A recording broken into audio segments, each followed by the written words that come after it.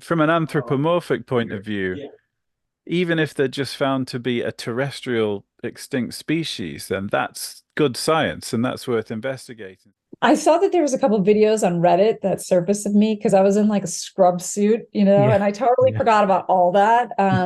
It was pretty exciting. It was exciting to be part of something that could be groundbreaking. If the DNA is showing us that they are not human beings and that there is nothing that looks like this in the world, we should take it as such. I care about, and they did, and here we are. Oh, I love this. I love these. There were two of them. There was two of them. Sure, you always need a spare. Yeah, yeah. That's just a piece of the data for these specimens that were presented, right? And I mean, my son says, like in his website, whoever requested information, it's out there right now. You can actually access it.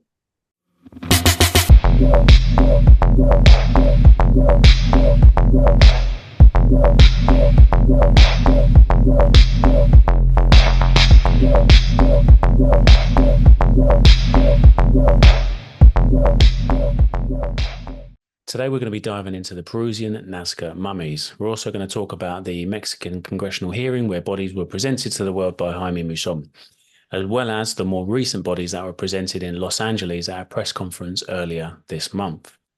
In this episode, we'll also be talking to our very own Disclosure Reporter Aztlan, who went to the press conference in person, recorded, took photos and translated, and dives into the science presented and the nuance. We'll also hear from Jaime Maussan directly, Melissa Tittle, who filmed a documentary about some of the bodies and spoke to me last year, as well as a deep dive Q&A with Aztlan, Tom and I later in this episode. So here's Melissa Tittle telling me all about her exposure to some of the mummies during her filming of Unearthing Nazca, the complete story. And I know that you had some involvement with some, I think it was I saw a clip of you from 2018, where you had some involvement with the mummies from Peru. You did a show on that. Are you able to give us a bit of sort of background into that and kind of your thoughts on the Mexican Congress, if that's okay? Yes. So that whole thing started back in 2017. We got a call. I was working at Gaia as head of content at this moment in time. We got a call from Jaime Maussan about some bodies that had been found in Peru. I think everybody thought it was bullshit. So we were like, okay, send us pictures. They sent us pictures. We still didn't. It was like, no, that can't be real. They have like white powder on them. And then they sent somebody down from the company. It wasn't me the first time. And kind of to look at the first bodies. And there was some interest. Okay, it is really weird. If they made this, we're not sure how they made it. So let's bring some scientists in and get some, local understanding, right, of what's happening. So and then that's where I got involved, and I went and brought a bunch of scientists from different countries. And Peru, we had definitely a lot of scientists from Peru, and we actually reached out to the Peruvian government and told them, because one of the things I think Gaia wanted to be careful of is that we didn't want to do something illegal. So we made sure that the people involved reached out to the government and said that we had found these bodies and we want you to come check them out. They denied our request and said that it was fake and, whatever. So we kept moving on with it. I saw that there was a couple of videos on Reddit that surfaced of me because I was in like a scrub suit, and I totally forgot about all that. It was pretty exciting. It was exciting to be part of something that could be groundbreaking. But once again, you're dealing with something that was convoluted with a lot of lies, and people involved were not trustworthy and definitely full of BS. But I would have to say that the Mexican bodies that ended up in Mexico, I really had a hard time believing that those were real. I mean, from an anatomic, not that different anatomic situations can't happen in the universe, it just, we did x-rays and CAT scans. The togetherness of the body just wasn't, I don't know, it was weird. And we couldn't test on those bodies. They wouldn't let us cut them up at all. right? Like they wouldn't let us take samples and get them tested. So that was a red flag for me. The bigger body, which is not talked about in the Mexican hearing, is this body called Maria, right? She had elongated head, 3 fingers, 3 toes. And we had x-rays, CAT scans. We had a God, I can't remember what it's called, tomography done. So you could see the bands of muscles wrap around the bones and all that. So you can really see details. You can cut inside and you can see if anybody manipulated anything. It was pretty fascinating. And genetic testing proved that the fingers, the torso, the body, the head, like all the skin that we could grab in different parts, and the toes, they were all connected to the same DNA, which if they were different body parts, that wouldn't happen. I found her to be the most interesting. So before Mexican Congress, there was a Peruvian hearing where the government had, again, they're always informed, but now they were like, okay, what's happening?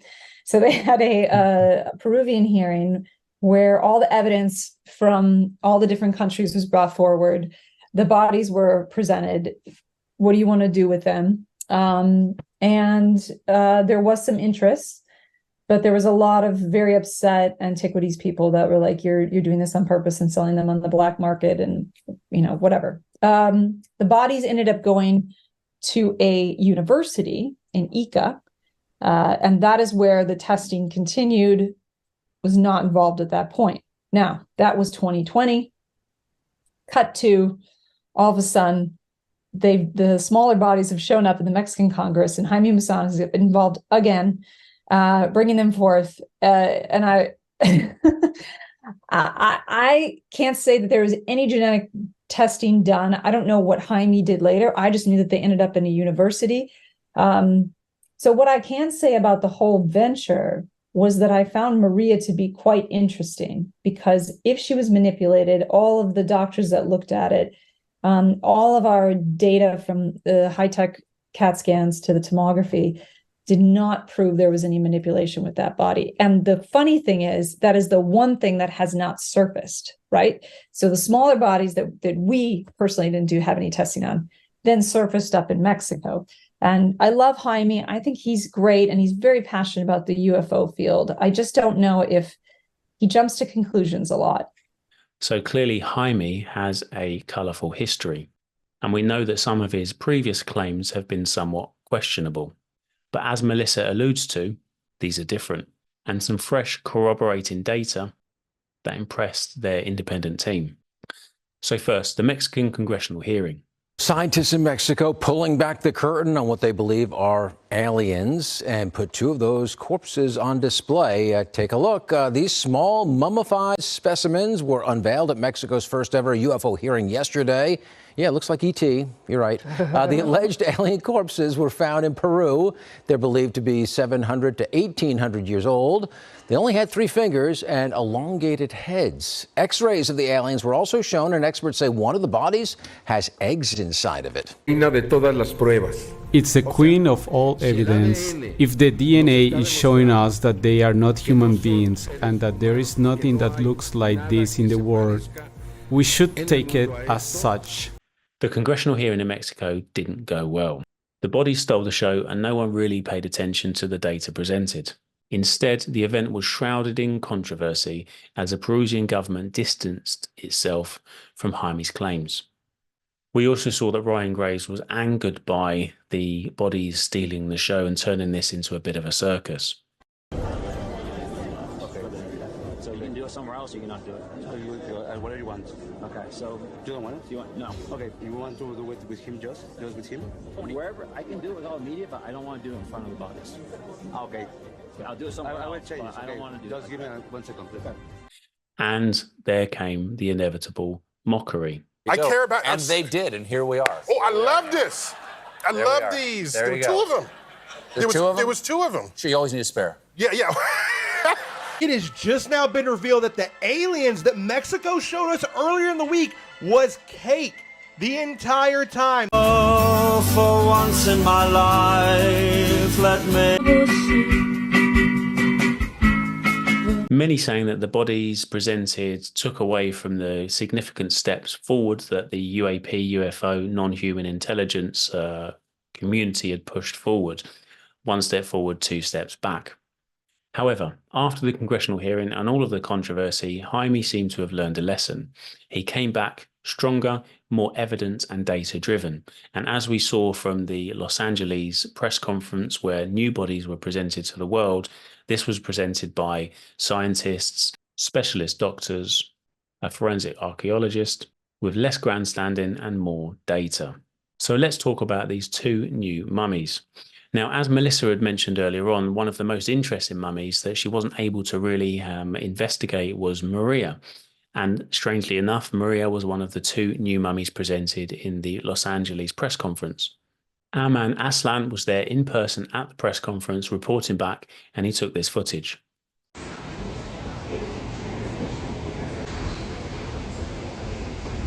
An experience for all of you. And for everybody watching at home, thank you so much for tuning in. Thank you so much for not listening to the chatter and coming forward with an open mind so that you can receive what we believe to be the most incredible finding of our time. Thank you very much. Thank you for being here. Like many of you, last year I saw the viral story where Jaime Maussan brought what was described as dead aliens in front of the Mexican Congress. The story blew up, a lot of people had a laugh, and I had tons of people asking me, is it real, is it fake? And I had no idea, but I had a strong suspicion that this was fake. So my producing partner, Serena Ducey, and I, we decided to go down to Mexico City and do our own investigation. And when we got there, it was immediately clear that this story was much more complicated and much more interesting than what the general public has been shown. So first of all, the caliber of scientists involved in this case is exceptional, as you're going to see today. You're going to hear from many of these guys. Number two, none of the people involved are claiming that these are aliens. Let me repeat that. None of the people involved are claiming that these are extraterrestrials. These are 1,000-year-old beings. They seem to represent a new species. And the DNA analysis that's been done so far on some of the beings suggests that they are genetic experiments or genetically engineered, which begs the question, who had the ability to do genetic engineering 1,000 years ago? And then we have Josephine.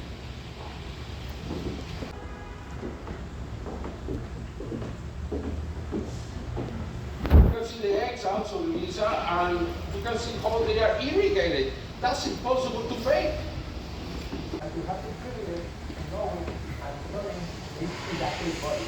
I will use my testimony in Spanish for being a proud Mexican scientist. Dedos en manos y pies es una de las características más notables, al igual que su cabeza alargada. ¿Qué más vemos, doctor? Vamos a empezar entonces con la... It was a great scoop by Aztlan and fantastic for him to report back for us. So we sat down with Aztlan to discuss what he thought, what he felt, what he saw, and any impression that he got from how seriously this will be taken. He presented these bodies, right, from Nazca, and then he presented quite a lot of evidence, a lot of scientists. And what caught my attention was who was one of the lead scientists is actually the director, national health of the Navy. So this is a top contender person. And there was were there kind of mainstream media there, or were they mainly kind of, were they well-known kind of media companies or organizations? Was there much interest from that? It was a mix of independent researchers, independent people from Hollywood. I've seen some faces like Michael, forget his last name. He's the guy that did Unearthed, and what is it? Context of the Fifth Kind. Right. I forgot what the movie is called. So yeah, there was just a mix, but there wasn't as much media as we had hoped because to be quite frank, the whole event was not as organized as it should have been. You know, they had some issues with technicalities. Also the invitations like last minute for a lot of the people there. So most of the people say the same thing. It was like a last minute event, and you can tell by how it was a bit unorganized. Yeah, you need to be quite transparent. What was the atmosphere like though? Because was it sort of was everybody there taking it seriously and treating it with the sort of respect Yes. that it? So I can tell you right off the bat, from the moment I arrived at the hotel, the valet people were intaking people. They knew something important was going on, so the valet was like paid for. Everything was being very welcoming, and I noticed that a lot of the people there were very intrigued. There was a lot of excitement in there, both from the planners and people working the event, and you can see a lot of like tension in the room, like what's going on, what are they going to present, So the one thing I could take away from it is that people were very excited. Sure. Awesome. Because Melissa Tittle, when she was on the podcast, she was talking about the ones that came out 6 months ago. And she said that some of those were actually really convincing, if you like, if for want of a better word, that they seemed perfectly legitimate and stuff. So did they mention those at all? Was there any sort of update on that? So one of the questions I was able to ask, because presentation was very formal, but the questions was more like it turned more of a little cognitive feedback where you can actually ask the people directly. I spoke to her, I spoke to Jaime, for some things, and some of the questions that I asked was regarding like the previous, bodies, what's going on with them, and the answer is the fact that they have multiple bodies that are being analyzed and researched, and they're going to be doing now a sequence of every single body that they're finding. So the previous ones are still under research, and this one is just the new research that they're doing on these bodies. When you went there, what was your take on this? Did you have a kind of a position on where did you feel as if this was kind of a legitimate thing? Because there'd been a lot of talk in the press at the Mexican Congress, and a lot of people, certainly from within the kind of UFO subject, had been quite kind of belittling of the Mexican Congress. Yes, and I can see the reason for that is that can happen if you don't do the right research. Because when I first heard about the first hearing, I went in there and I started analyzing what are the data they're presenting, who are the speakers. That's why I sent you the page, because the actual speaker not just anyone. I wrote some notes down. He's the director of the Mexican Navy's Scientific Institute of Health. He is also the chief of legal forensics. So he's the authority when it comes to forensics, and he has claimed regarding his findings is that he puts his degrees, his experience, and his field experience that one, they're biological species.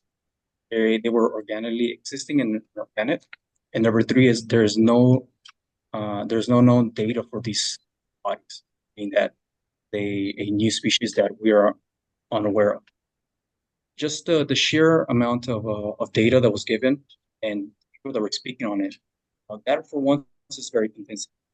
But what I saw is that just like it happened over there, and just how it happened here in the United States, where there's a lot of like pushback from government and certain institutions, that started happening in Peru, and it also started happening in Mexico, and they started providing pushback data that were not of the original body. If that makes sense. They show us pictures of bodies that they had been they presented, which were very different from the bodies that Jaime Maussan and his team had researched on. And they actually asked those same questions to the scientists in Peru. Are you talking about the bodies that Jaime Maussan presented? And their answer was the fact that no, they're different bodies, but it's right. So there's this information. So if you guys follow the prompts, so you guys are going to see that there's a lot of this information as well. So my perspective going into this is that I'm gonna go open-minded, but I'm not gonna carry any conclusions. What's important is not my conclusions. What's important is exactly what Jaime's team is requesting: a consensus world scientific community. That is what even Neil deGrasse Tyson said himself. That at least this team is saying, "Hey, we're not just making these claims. Here's this evidence that you guys can analyze." So that's very powerful. And now when you have one of the authorities in the land making community, giving his license on the line, that should at least say something.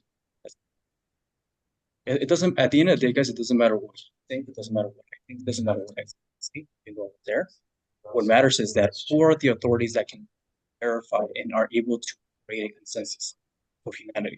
And that's what needs to be pushed, and that's what they're willing to do. What did they say was their next step? They're going to have a sequence of hearings and presentations. So every single time that these events are being held, the scientific community is welcome to ask questions and also gain samples. They're open to being given samples. And I know, and which exactly how you had asked is that what is the take? I think is that there's a lot of curiosity, especially from the scientific community, right?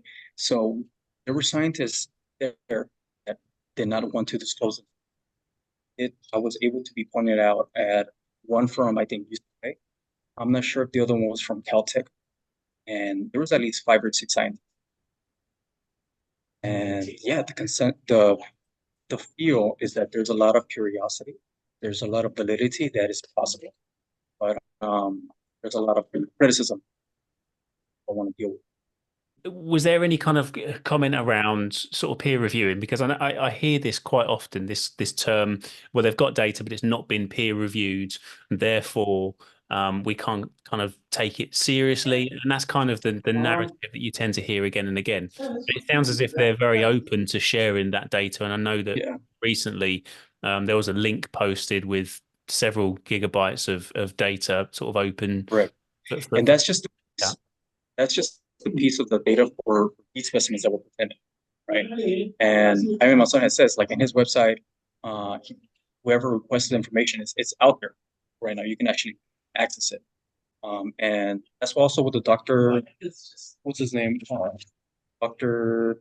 Jose de Jesus said, is that the information is there. And anybody that is requesting it, you don't have to ask them. Go ahead and find it. Yeah. The narrative that I keep hearing from most people that are kind of within that kind of UFO circle is that because this guy has previously had some cases that have been dubious, we can't then take serious anything he says going forward, which kind of suggests that him being the kind of front man for the data and for the bodies, essentially, he's the kind of person presenting, and he's the kind of person putting the information out, sharing the data. Because of that simple point of him being involved, everybody kind of steps back and says, we're not just listening or diving into it to see whether or not there's something there that we should be paying attention to. We just right. And that seems like, you know what? I'm sorry, go ahead. I'm just thinking that kind of seems like a problem to kind of push it forward, if that makes sense. No, of course. And it's the same thing with, like, look at all the events and all the things that are going on right now with the UAP field and non-human intelligence. Every single time, like with the report that we just had, the report has come out, and look at all the tabloids, all the news links that are being sent out right now, saying as that is the consensus, right? The Pentagon says one thing, therefore that's what it is. But all of us that have been doing just a little bit more research, we know that there's a narrative that they're trying to. Thinking with so if you research Nazca mummies right now on Google, you're gonna find like the first 15 articles are like Nazca mummies have been proven to be fake. They have been hoaxed. You're not gonna find the information like what I'm presenting to you right now. If you just Google it, but you have to look at all the different resources that are out there. If you want to be fair, you want to be approach it. Scientific approach. I think that's very, very fair, considering all the news stories on sort of Congress and all the sort of all the latest gossip in this field, it's so hard to find anything about these mummies. I've been doing some research prior to our conversation, and everything, the only stuff that you'll find is about the 6 months ago case. There's so little out there where people are actually talking about this or and also I think working against it is the old story from Atacama that where Dr. Greer had sent one to Stanford for testing, and it turned out to be a little girl. So I think I don't know. I feel like a lot of people are kind of pretending not to be interested, but probably are quite curious. You know what I mean? Yes. But that's what's important is that it's kind of like that story, the kid that cried wolf. Maybe there's going to be a lot of fakes here and there, but if something continues to recur, are we going to disregard it forever? It's no, like, when did I decide to become a disclosure agent? I have always been curious since I was small, like, is there life out there? Maybe there is, maybe there isn't. That's just like the same standard everybody has had. It wasn't until 2017 the story broke out that the US government has a UFO research program. It's like, that's really, and you have all these thoughts can come in, are they really researching maybe the possibility of life out there? Are they what's going on? And there's a trail that you follow. What was your kind of thoughts coming out of it? So obviously you've got this kind of open mind going in. You've kind of researched in the past cases, and you kind of got an understanding of what you're going to be presented. You're then presented this kind of information, these kind of credible people that are giving you this information. When you left, as you're kind of driving home, what are your thoughts? Are you more kind of on the side of this is genuine, this is legitimate? Where do you kind of sit on the kind of scale there as you're leaving? The same way I feel about like UAPs and NHIs, like the more you research it, the more you understand that the possibility exists. Okay, so going into it, like I came in with an open mind.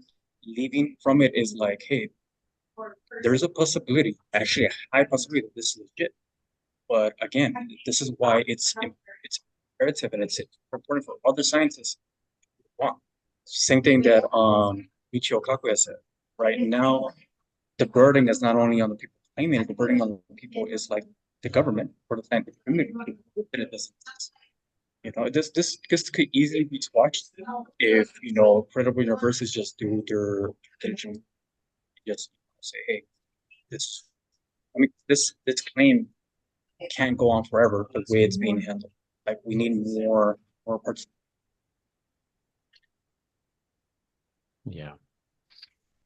Yeah, and how do we do that? That's the question, isn't it? How do we get kind of buy-in? We kind same way disclosure has been happening with UAP and HIF, human intelligence circles. It's like we need courageous people to not worry about, like, obviously we'll worry about like how am I affected, especially science. We need courageous people to step up and like help verify, talks names of like Gary Nolan and other credible scientists, were flown around. Like, maybe they might be willing to look into this. Yeah.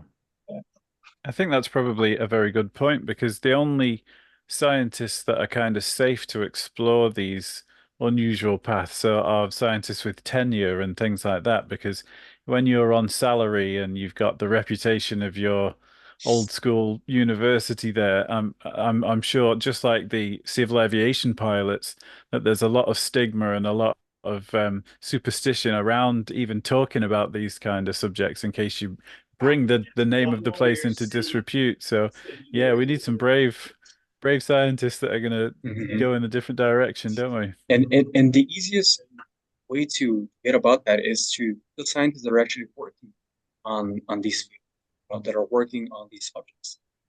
Somebody can reach out to Gary Nolan. Somebody can reach out to the professor from Harvard. He's researching, material that seems to be, Avi Loeb. Yeah, that professor. That would be the easiest shortcut, to get the people that are already interested in. Yeah. It's fascinating, isn't it? I mean, it's one of those things that when we first heard about this in Mexico, it kind of hit all the headlines, and it was from day one. The headlines were, "Look how ridiculous this is! Look what's happening over in Mexico," and I think the media have got such a powerful role to play in the whole disclosure situation, haven't they? Because they kind of guide public perception. I think that's part of the issue, is that we kind of rely on them for our information. Not all of us. I think a lot who are kind of close in this in the kind of UFO subject and the UFO community. Again, don't like to use the term, but I struggle with it with a different term for that. But if the media are in control of the kind of general public when it comes to this subject, I just kind of wonder what it's going to take for the media to take it seriously, because we know that we need science to take it seriously, and we need, as we said, brave people from within science to take the subject on board and kind of push it forward. But even if they do, we've still got the next hurdle of the media then taking it seriously to inform the rest of the public. And I don't know how, I don't know kind of how we overcome that one, because it's still going to be those little kind of sandy, Right. Well, the main issue that we see, the people that are constantly working on the subject, is that, it hasn't moved fast enough for us, for the world, for media, for everybody to, hey, there's something here. Obviously, if we look at the progress that we have seen in the past 2 years, it's ridiculous. We've had, hearings, congressional hearings. Now we're about to have a subcommittee for this. Basically, things are moving, but not at the speed that we did. So at least if something's not broken, don't fix it. If we don't have the right answer of like how we can get this to front page, I know it can be frustrating, but at least let's not stop working on what we're doing. Let's not stop pushing. It's from everybody that contributes, no matter how small, how grand. It's like it helps. So we just have to continue waiting for the next hearing, continue waiting for the next event for Jaime Maussan. Ask him, to give us a better notice of when he's going to be presenting maybe the next bodies, and then do our job of informing people. The more we inform people, the more we push, the more we send invites, then we're gonna create a snowball, and that's that. At the end of the day, it's all about working, being the most practical with our time. Do you think Jaime is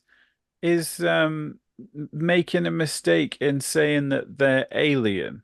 Because Yes. I know that from sort of South American folklore, even Lou Elizondo has mentioned sort of the tales of small people that live out in the countryside and that kind of thing. So from an anthropomorphic point of view, even if they're just found to be a terrestrial extinct species, then that's good science and that's worth investigating. So do you think he's doing the right thing by, and I don't know if he is, sort of really pushing that they're alien, because that seems to be shooting at a conclusion instead of just investigating what's interesting. I think for once you have to understand who Jaime Maussan is, and unfortunately I will agree with you. I think he's shooting himself in the foot, because my grandparents, my father grew up watching him, and I've known of him because I've seen him on TV when I was a little kid. I mean, he's been doing 50 years plus of things that other people aren't willing to talk about. But the thing about Jaime Maussan is that he doesn't limit himself to UAPs. He studies the phenomenon of like ghosts, goblins, everything paranormal. So he's that's his enthusiasm. And the thing about him is that, he's not getting any younger. So if this is the earth-shattering find that he's professed to say, I'm sure that he's really trying to milk it for all it's worth. Because talking about 50 plus years of work, it's very easy to say it, but only he knows and what's his sense of urgency he has, to prove something. So I take it a little bit more like understanding compassion of where an alien is coming from. But he is not of this time. We do things a little bit more differently. We're younger. I'm not gonna say we think more critically, but we have an understanding that of all the resources that are modern era, empath.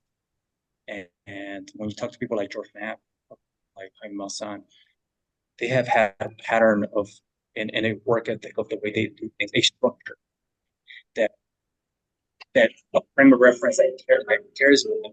And obviously it's very different for somebody that's like us, that's much younger, where our frame of reference is.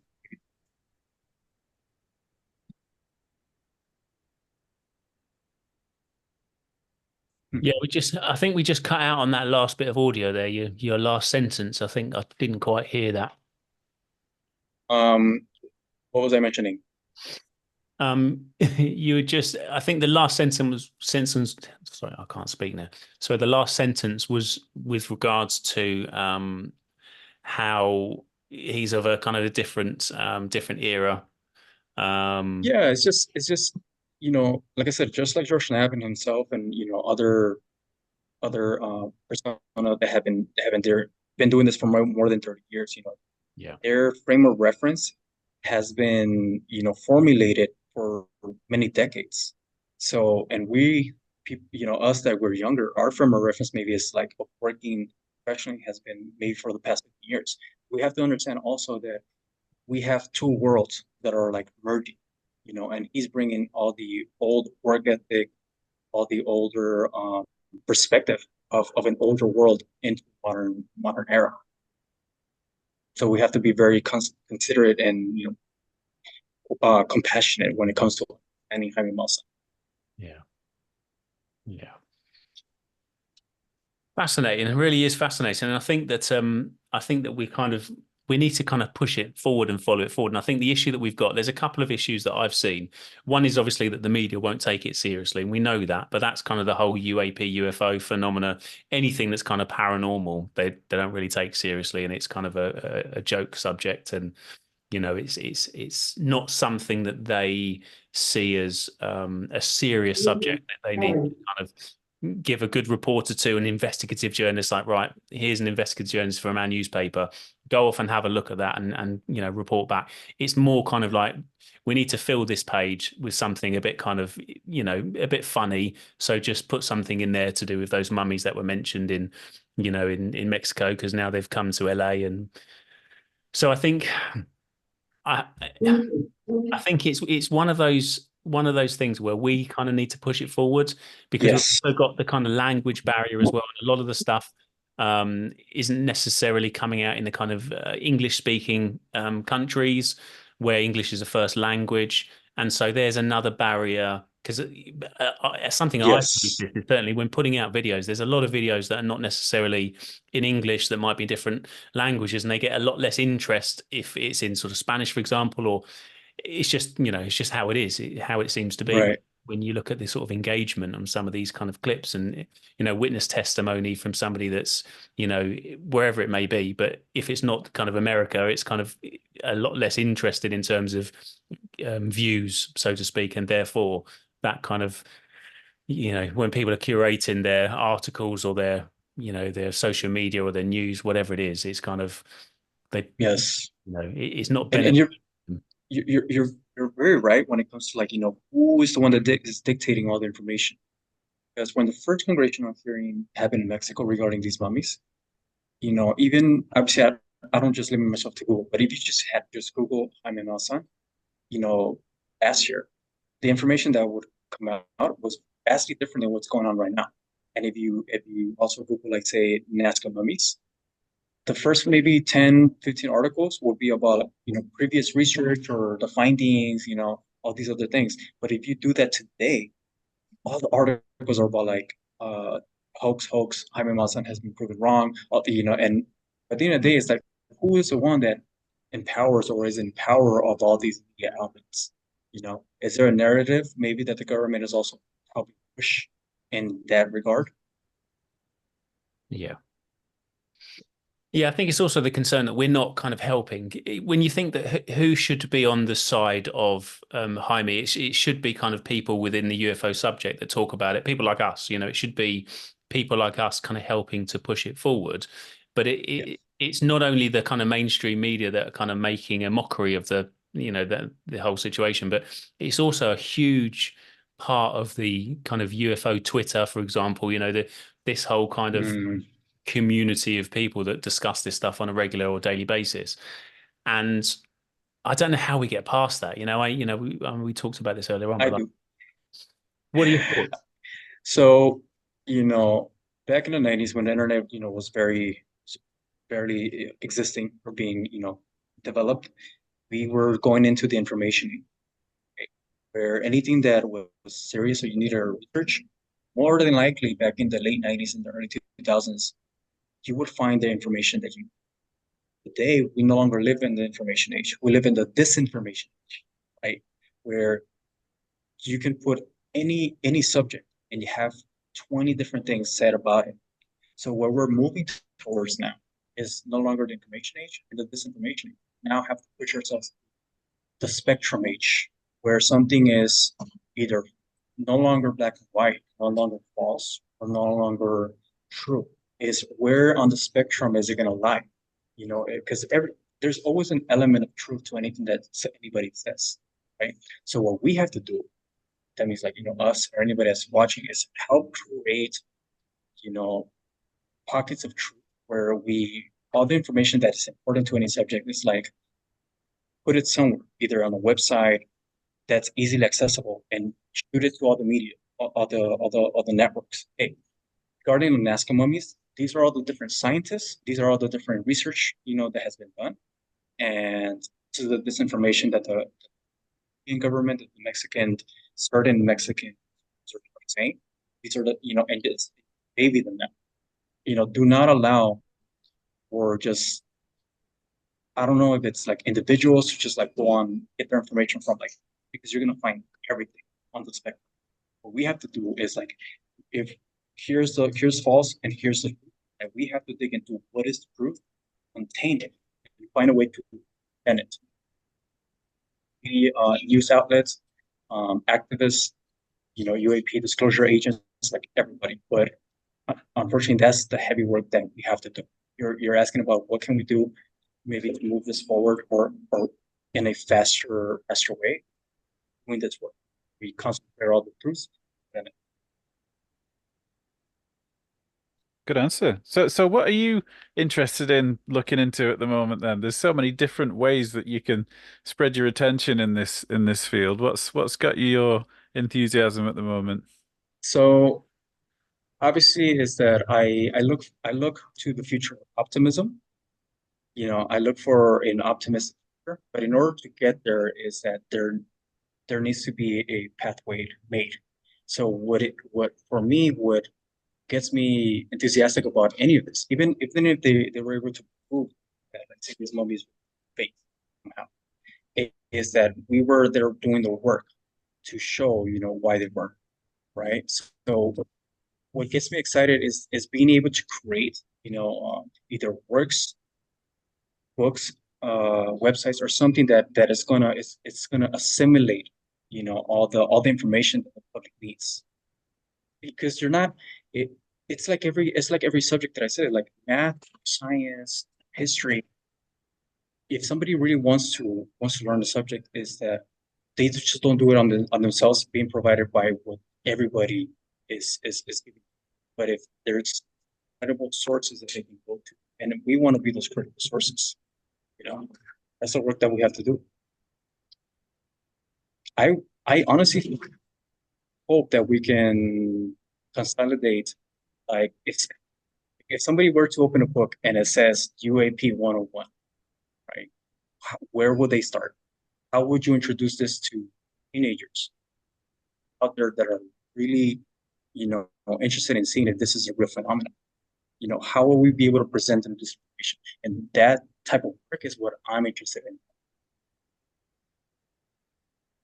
Absolutely. I think I completely agree with you. I think you're spot on there. I think that's, we do need, it's such a confusing field, and even for, for me, and I'm deep in the subject, and I'm sure it's the same for you guys. When you look at this, you can go down so many different directions and that rabbit holes, and it's kind of at one point you go, okay, and then this, and then there's a remote viewing, and then there's, oh, okay, don't forget abductions, and there's all of these different, well, extraterrestrial and non, interdimensional, intra-dimensional, and you just bounce all over the place. And you can spend, a week of just constantly researching one subject, and then you think, well, there's still all these 200 other subjects that, and I think if you're new to it, you can feel quite overwhelmed.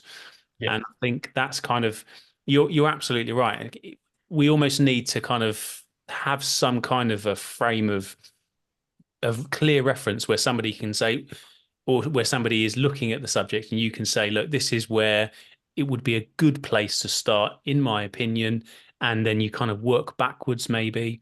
And I've given that a lot of thought myself, and what would be the best way of doing that, because Instagram, for example, it's good for kind of flicking through and getting bits of information and seeing some old cases and some new cases and a bit of news, but actually there's no real kind of flow to it. It doesn't. And then if this is interesting, then this will be very interesting, and here's a lot of information on that. It doesn't really work. And equally, if you've got you've got a website, then it's, some of these things are very they're very kind of specific to one subject, and it's hard to kind of get a grasp of different things. It's such a confusing thing. Yeah, and it could be a big turnoff if you're researching, website, or you're researching a group, but there's all these other things, that come with it. Maybe a person is very good about researching, like maybe orbs, but he also likes, the sea monster. It's like we also have to separate, the validity of something that is very credible from things that are just hurting people. Yeah. Yeah. And it also seems to be to kind of draw people into the subject, to kind of get them interested and fascinated by the subject. It kind of feels to me like you can't kind of jump in at the deep end, because that turns a lot of people off. I think a lot of people look at that and go, well, that's ridiculous, because you haven't got all the other background that makes that actually this could be possible because of all of this. Correct.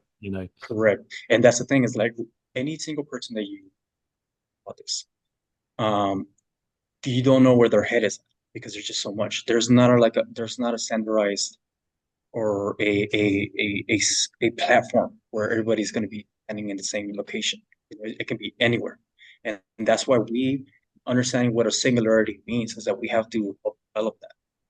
Funnel people something that's more accessible, it's easier to introduce, that the progression of them understanding the realities, what it is, it's not a punch to the gut. Yeah. It reminds me, actually, Tom's working on something. I don't know if I can say, Tom, what you're working on. Am I allowed to say? Of course you can, mate. Okay. Tom's been working on like an iceberg of, different subjects, and as you kind of get the underneath of the iceberg, which is huge, and obviously we've got the little bits on top. Oh, okay. And I think that kind of like deep dark web. Yeah.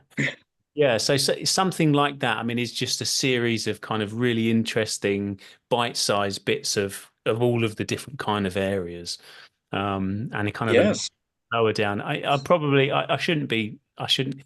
Tom should be explaining this. I think I'm kind of throwing you in there, Tom. No, that's all good, mate. Yeah, it's so, to be honest, I started doing it because I've only recently started making videos about the whole field, and it was the first one that I started at, and I thought everybody, because I'm sort of recently speaking to everybody openly about my interest in it, there's a few things that everybody's heard of, like Roswell or sort of the ancient alien guys or crop circles. But then, just like Jimmy said, as you get more into it and you sort of go down a layer, it's like, oh, what you mean the government were covering this up, or and what you mean there was an autopsy at some point, and then the sort of the more you look, the darker and weirder it gets, and then you get to people falling out of windows and some really, really shadowy sides to it. So I thought it would be cool to portray that video as an iceberg, but I have to admit, sort of since I started doing the more like, this one's about black triangles, this is about this, it's kind of on the back burner, but I really think that it needs coming out in some form, like in episodes maybe, instead of trying to tackle it all in one go like I was doing. But I would love your input, definitely. Yeah, no, and But at the end of the day, it's like you're doing the work. You know, maybe we know what needs to happen. Maybe we don't know how we're going to go about it. But as long as we're working, it's going to happen eventually. Maybe the first volume, right, or the first version, it's going to look very different than your 10th version. But it's at the end of the day, like my best advice was like, we have to do it. We have to, get the ideas out there.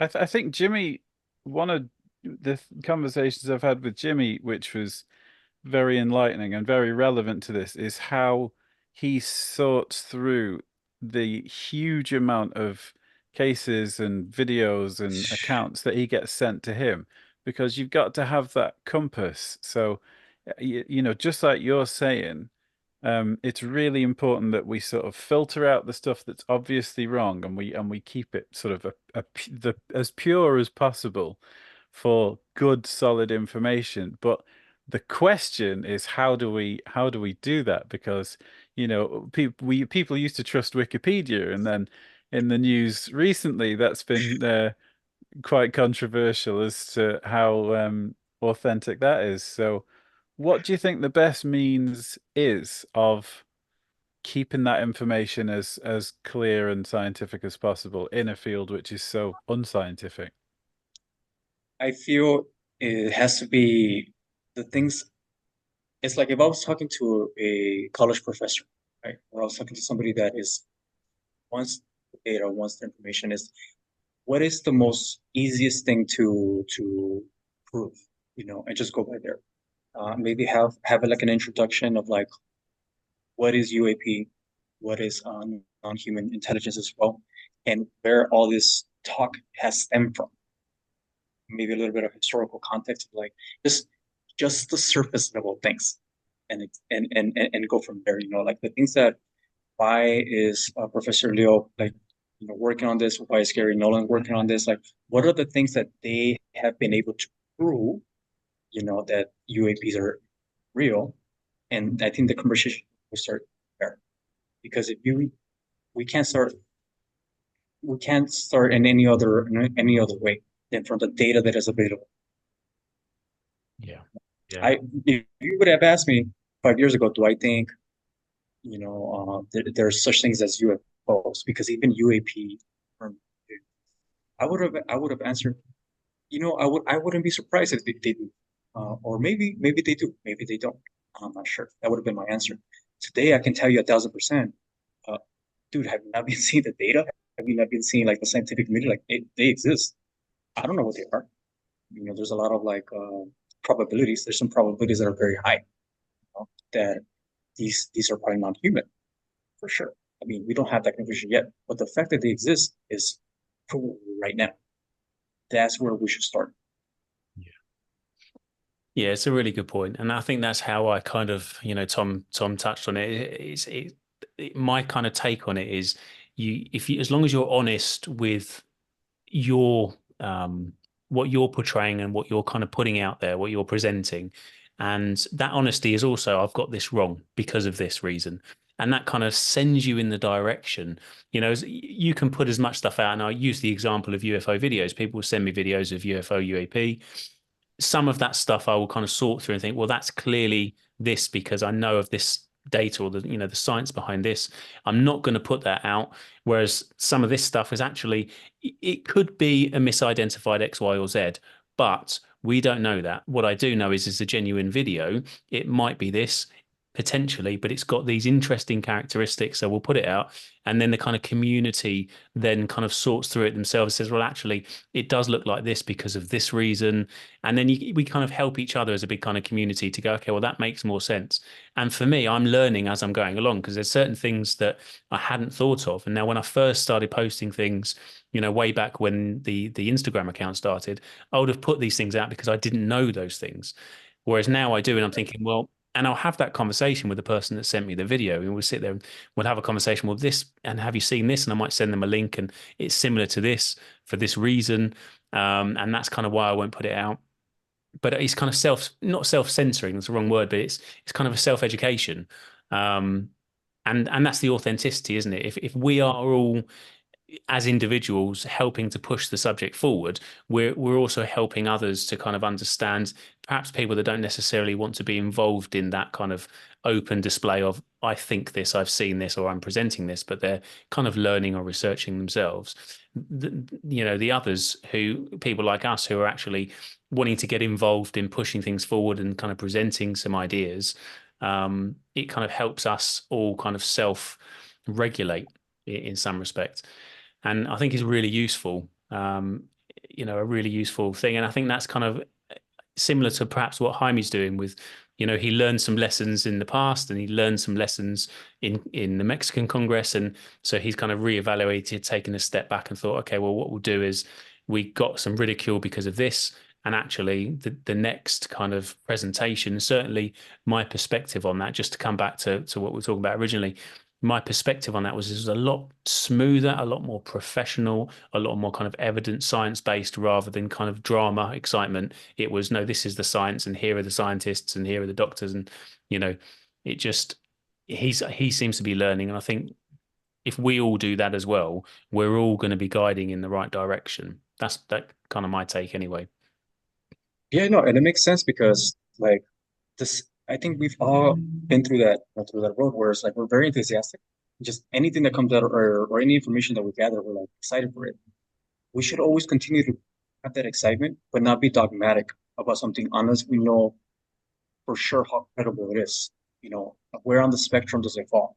Is it something that's just very like super exciting, but is it credible because I know it to be credible because I've done my due diligence, researching it. And therefore, I think that's how we are now approaching, where we know that the data exists or the data is coming out, and we're just verifying it. I think it was. I don't want to sound really pretentious, but it was either. Yeah, I think it was Plato that said it's far more important to be an expert student than an expert, because an expert is. You can be proved wrong and you've learned to a certain level, whereas if you're an expert of learning, you'll always improve your perspective and your outlook. You'll be better at learning and analyzing data. So I think that's really important for what you're talking about. Yes, for sure. Man, it's just exciting, just being able to have an honor of it. Because think about it. There's 7 billion people alive right now. How many of them are even considering this topic just to be like the next phase of our evolution? Yeah. And so many new people in the subject as well. It's I think that's what's most exciting, is that it used to be, only going back maybe 4 or 5 years, it used to be this kind of old school group of the Jaime Moussons and and the George Knapps and stuff. It used to be these kind of old school characters, late night cable TV. And, there were a few, but they were the same kind of faces. Don't get me wrong, they're, absolute legends, but it was that real core group. And now we've got like a huge influx of people, new generation of people who are kind of fascinated by the subject and have got new ways of talking about it and presenting information, and are kind of energizing a whole new generation of people, which is really exciting. It's pushing things forward and it's doing things in a different way. And you're a good example of that.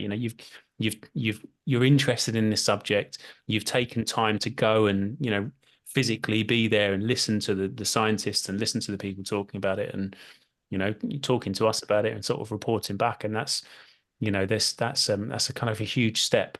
It really is. And from being a kind of someone interested to being sort of researching to actually being kind of on the front line, so to speak. Right. I feel like if we take it, I feel like this is going to be the new science. If we go back to times where math was just being taught, and today we have quantum physics, and explaining to somebody that doesn't really delve into physics or math, what quantum entanglement is, they're gonna be like, that doesn't exist, or what the hell are you even talking about? But I feel like there's this saying that when a civilization is sufficiently advanced, it looks like magic, right, to other civilizations.